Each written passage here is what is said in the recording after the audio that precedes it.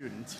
So without further ado, our 2012 Class Day guest speaker, Andy Samberg.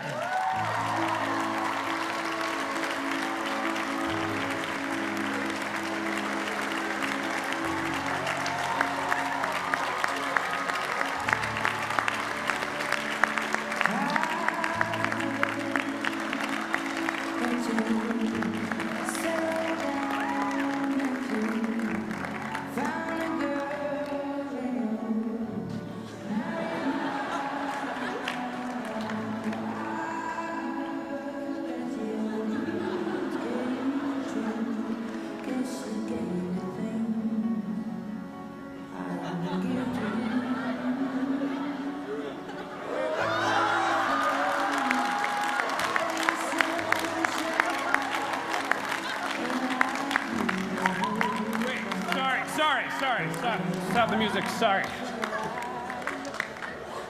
What happened there?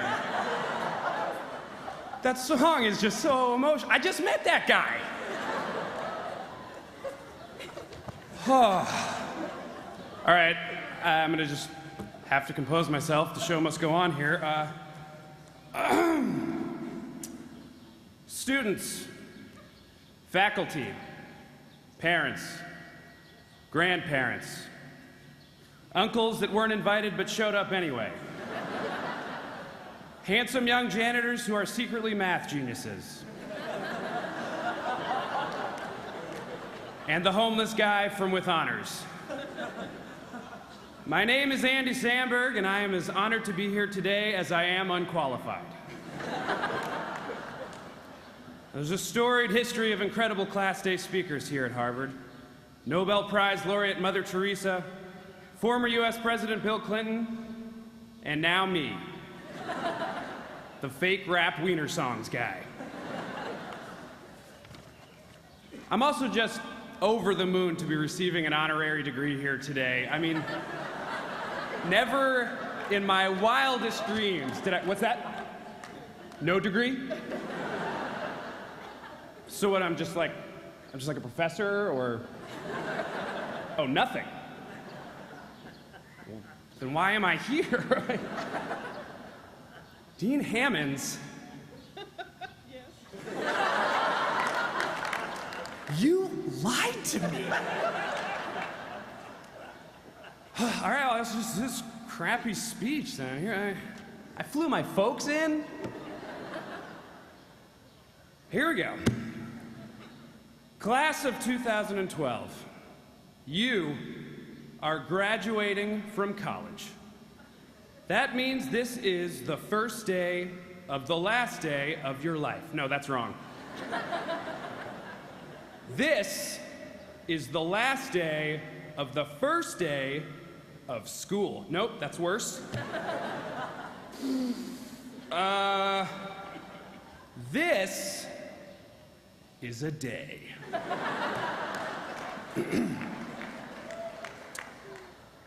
You know, I too turned to Webster's dictionary, and it defined Harvard as the season for gathering crops. And admittedly, that's actually the definition of harvest, but it was the closest word I could find to Harvard that wasn't a proper noun.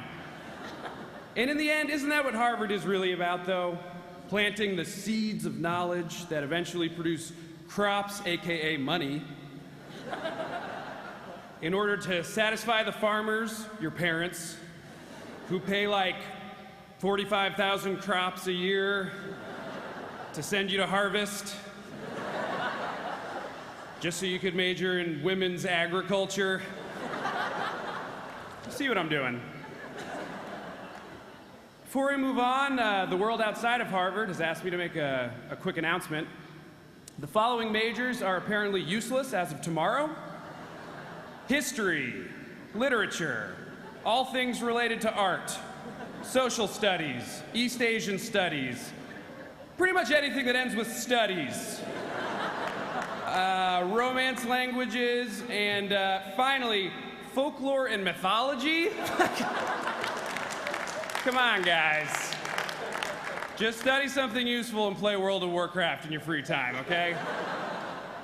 Anyhow, all those majors now useless unless you can somehow turn them into an iPhone app. Math and science majors, you guys are cool. Yeah. Finally.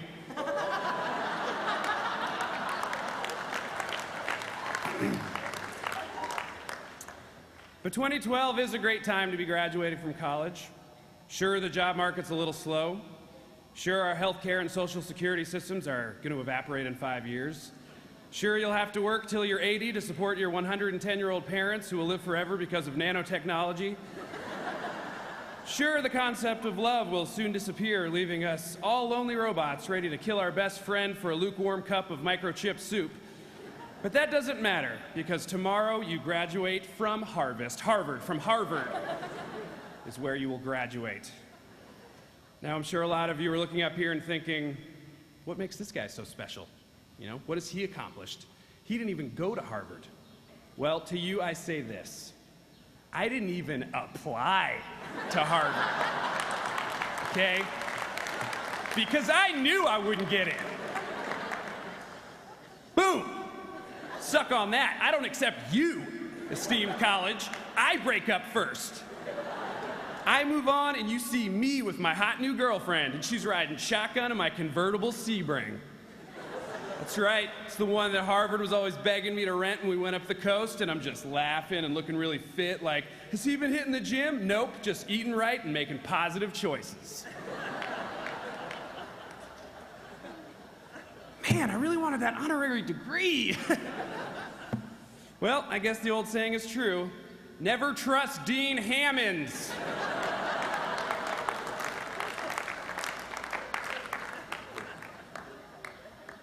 Regardless, Harvard remains iconic in our culture. One thing that sticks out in my mind is the central role this campus played in one of the most important films ever made about social connections and how we communicate. I'm referring, of course, to 1986 whimsical blackface romp Soul Man, starring C. Thomas Howell as a white student posing as an African American in order to exploit affirmative action. He was in Harvard Law in that movie, and that movie exists. Now, most of you don't know this yet, but Harvard is one of the few schools you can attend that can also eventually become your workplace nickname. Whose edamame is this in the break room? Probably Harvard's. Whose Vespa's in my parking spot? I'm going with Harvard's. In fact, once you graduate, you can never wear your Harvard sweatshirt in public again without looking like a world-class a-hole.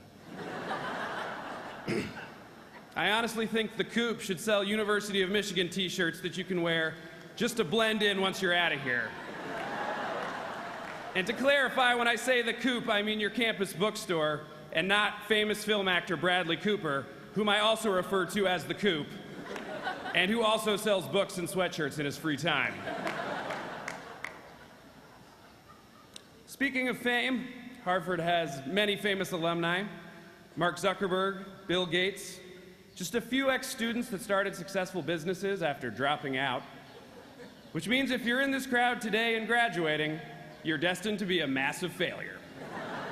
Sorry, those are just the facts. Also a fact, Class Day is a terrible name for a day when you don't have to go to class. Like ever again. It's pretty much like calling New Year's Eve Sobriety Night. Hey, you going out for sobriety night? Yeah, it's gonna suck. And now on a more literary note, I'd like to read a poem by the great W.B. Yeats, which is actually pronounced Yeats. A lot of people don't know that. Thanks for the heads up, Barney Frank. Anyways, this is a truly beautiful and poignant passage from the 1929 collection, The Winding Stair and Other Poems, and I think it's especially applicable to today's ceremonies. It goes like this.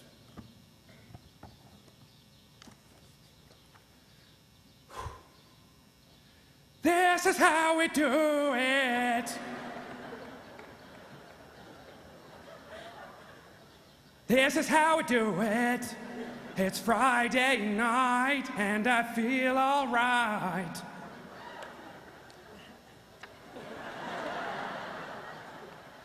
Hit the shore 'cause I'm faded. Honey's in the streets, say, money, yo, we made it. There's more, but you get it. Classic Eats. An important poet.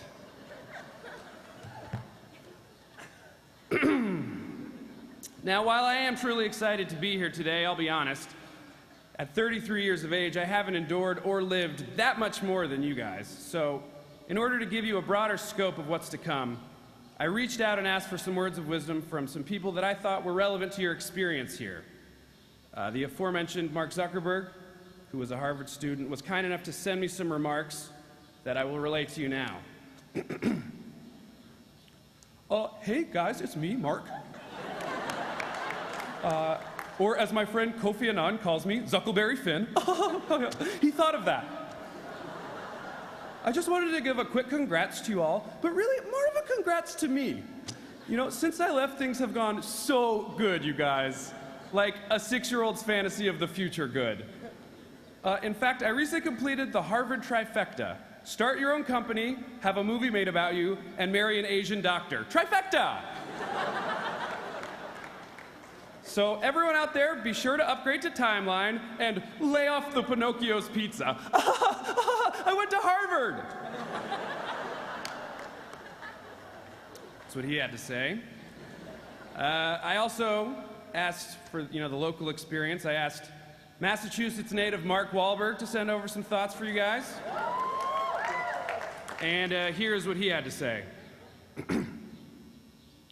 Hey, Harvard, how's it going? So you guys are graduating, huh? I think that's great. Hey, we should do a film together. What do you think? You guys are super smart, right? I used a prosthetic penis in Boogie Nights. Okay, just think about it. Say hi to your mother for me, okay? He asked me to say that to you guys. And then finally, I asked blockbuster superstar Nick Cage for some remarks.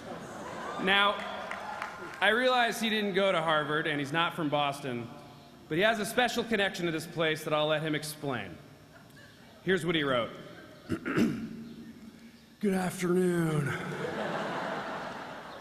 As I write to you, I'm currently digging a tunnel into the bowels of the Widener Library. When I finally breach its mighty walls, I will steal the legendary Gutenberg Bible and return it to its rightful owner, Steve Gutenberg. You know, I've seen some weird stuff in my day. In Istanbul, I saw a small child swallow a pelican whole. In the Sahara Desert, I saw a herd of oxen fly into a portal and disappear from our world forever. But no matter what I've seen, there's been one thing I've held to be true. Love is the most powerful force this universe has to offer. And we should show kindness to all around us, with the exception of Dean Hammonds, who is a filthy liar!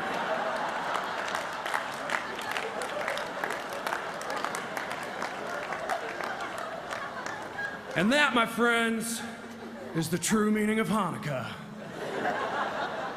I'd love to keep writing, but now the time has come for me to ride on to my next adventure. What's that, you ask? Simple. I'm gonna have sex with the statue of John Harvard. And those are my 3 impressions. Thank you. You guys. Late night television led me straight here. Now, we've been paying a lot of attention to the students here today, but I want to take a moment and acknowledge all the parents. In particular, I want to give a shout out to all the moms in the house. Give it up. Yeah. Absolutely. Absolutely. You know, our moms put up with so much and they ask for so little. And as I look out at all the beautiful mothers here today, I can't help but be filled with an overwhelming sense of horniness. Oh yes, you're a fine crop indeed. And I likes me some older ladies. They know how to do stuff, if you know what I mean. So to all the moms, open invitation. Nobody gots to know about it. Now, before all you dads out there get upset, I mean, no disrespect, really, and you gotta be something special if you've got such fine ladies on your arms. In fact, as I look out at all these strong, loyal men, I can't help but be filled with an overwhelming sense of horniness. Oh, yes.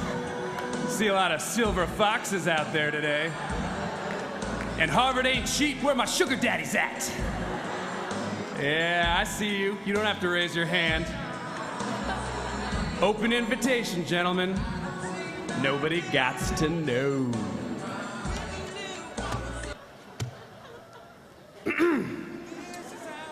And now I'd like to get a little serious. As you move forward in the world, there will be obstacles, but every challenge is a chance for success. You know what, I'm sorry, I had a whole inspirational section of this prepared, but it just feels phony now, so I'm gonna scrap these scripted words and just speak to you guys from the heart.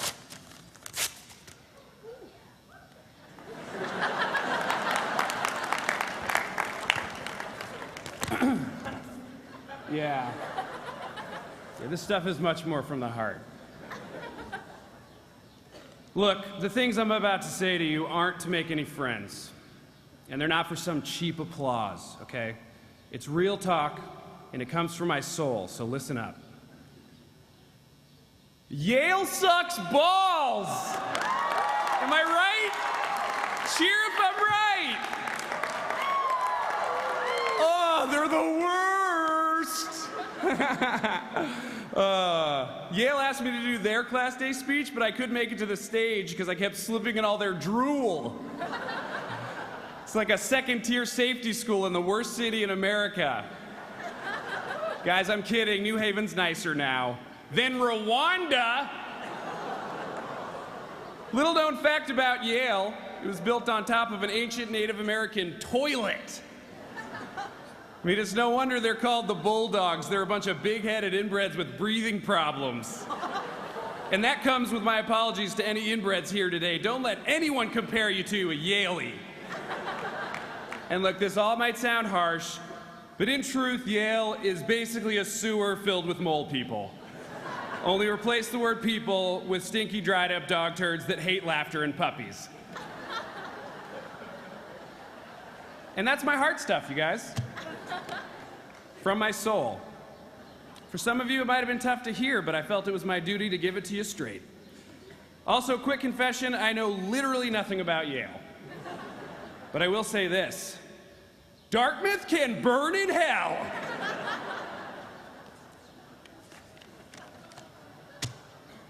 Ah, class day. You know, it's hard to know where life will take you from here, what adventures you'll have, which sitcoms you'll write for, but my advice to you is simple. Relax, dude. You just finished college at Harvard. You worked so hard. Trust me, you're gonna kill it. I went to Santa Cruz, and then I transferred to film school, and I'm rich. Okay? And I don't mean spiritually rich or any hippie crap like that. I'm talking about racks on racks. Believe it. I'm being a little hyperbolic to seem cool, but I am up against Mother Teresa on this thing, okay? Have you guys YouTubed her class day speech? She was like crumping and throwing bags of money into the crowd. I'm gonna take some liberties. But in the days ahead, a lot of people will tell you to trust your instincts and don't be afraid to take chances. And I am definitely one of those people. But I would also say this, don't rush into the next phase of your life. Whether it's grad school at Harvard or grad school at MIT or massively disappointing your parents by exploring your art made out of garbage thing.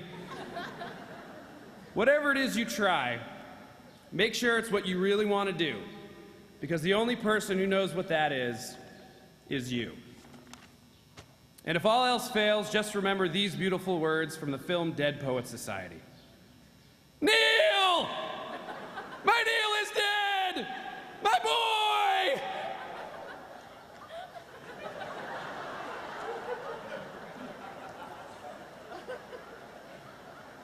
Which now that I've said out loud, did not quite drive home my point as much as I had hoped.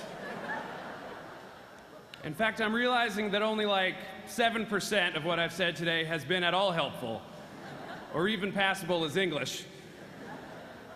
But in the end, I feel I'm only truly qualified to give you 3 simple tips on how to succeed in life. 1, cut a hole in a box.